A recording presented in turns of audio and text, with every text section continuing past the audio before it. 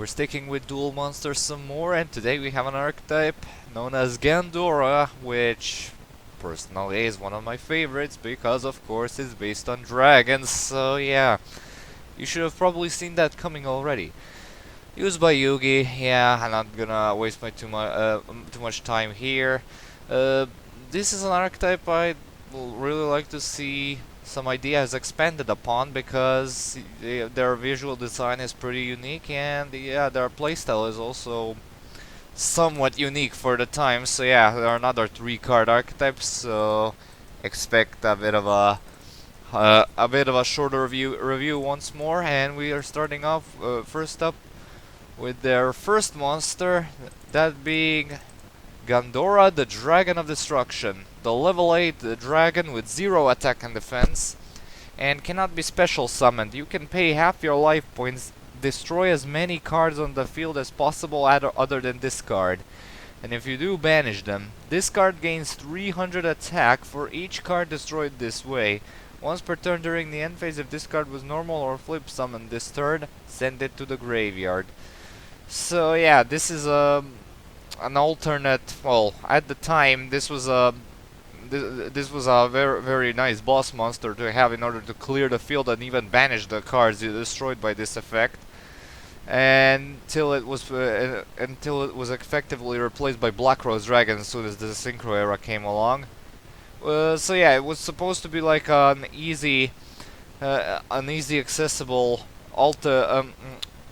a universal boss monster for each deck in order that could offer a quick field nuke, but the fact that he cannot be special summoned was pretty much the major downside that kept this thing from being a very cool staple in most decks. So yeah, only decks that could afford several monsters per turn, which were not many, which were not many at the time, could afford to run this card. So yeah, it was a bit of a tougher condition to bring this thing onto the field and clear for game.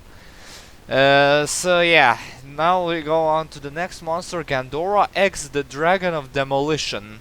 This is the card that was introduced in the DSOD movie as legacy support, so to call it. And when this card is normal or special summoned from the hand, you can destroy as many other monsters on the field as possible. And if you do, inflict damage to your opponent equal to the highest original attack of on the field among those destroyed monsters. Your choice if tied. This card's attack becomes equal to the damage inflicted to your opponent by this effect. Once per turn during your end phase, halve your life points. Now, yeah, this is actually a miles better monster, and fun fact, this thing is actually completely banned in the OCG for some reason. But yeah, this doesn't vacate your field during the end phase.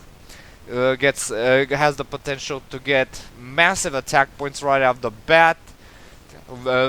Destroys all monsters, not all cards like the original, which is a bit of a downside, but what you get after that is actually a bit of a better beater, which does not vacate the field, but the halving your life points effect is absolutely annoying. But yeah, you usually tend to win the turn you summon this thing, so yeah, it's a fair trade-off nonetheless, and I can see its power being abused in the OCG, so I would have put it at 1 if I was the OCG ban list maintainer. Is that even a word?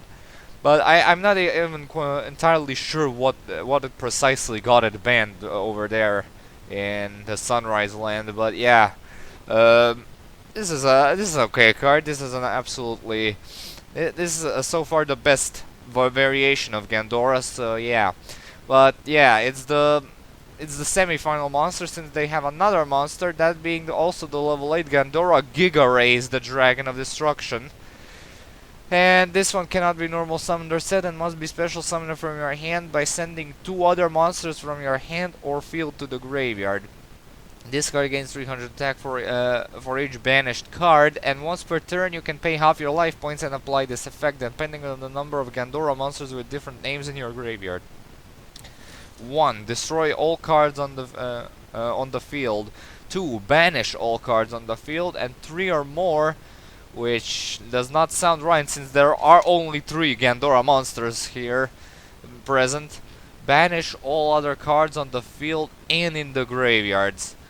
So yeah, this is actually a pretty sick effect, no question about it. However, it requires an additional copy of this thing and the previous 2 dragons to already exist in your graveyard. So yeah, it's kind of dampened. But however, this card has a pretty fun and unique and borderline easy summoning condition. Just sending 2 monsters from your hand or field to the graveyard, which is very easy to do.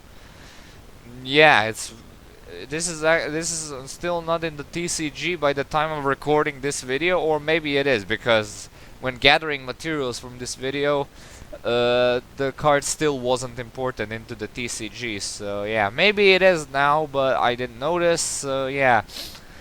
If it isn't in the TCG, we pray that it hits the TCG pretty soon, because this is a pretty insane boss monster, no question about it. The graveyard can be easily set up with the first 2 dragons for this thing as effect to go off, and yeah, this is absolutely the best monster to come out of this archetype. So yeah, it's splashable in absolutely any deck, and it does not vacate the field during the end phase. So yeah, gains attack points for each banished card, which encourages running Monster Fissure or Macrocosmos. So yeah, it's really good, no question about it. And yeah, that was the Gandora monster lineup and the archetype, and now it's time for the grades. Which, of course, nothing gets a 1 out of 3 except for versatility, getting 3 out of 3 because of Gandora Giga Rays simply existing and Gandora X being a very powerful boss monster. So yeah, I would really like to see this archetype being expanded upon. Give them some low-level searcher monsters, some generic spell or trap card support, and you could easily make this thing into a formidable destruction based archetype that's basically a precursor to Black Rose Dragons.